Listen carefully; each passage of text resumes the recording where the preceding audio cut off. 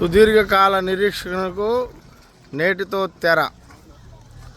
ప్రత్యేకమైన ధన్యవాదములు పలాస నియోజకవర్గ శాసనసభ్యురాలు గౌరవనీయులు శ్రీమతి గౌత్ శిరీషక్ గారికి యావత్ ఉద్దాన ప్రాంత ప్రజల తరపున.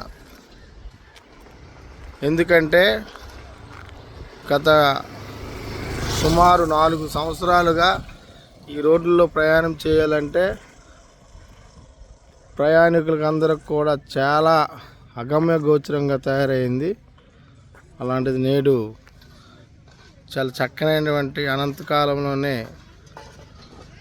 సమస్యకు పరిష్కారం చూపించిన పలాస నియోజకవర్గ శాసనసభ్యుల వారికి ప్రత్యేకమైన ధన్యవాదాలు తెలియజేస్తున్నాను.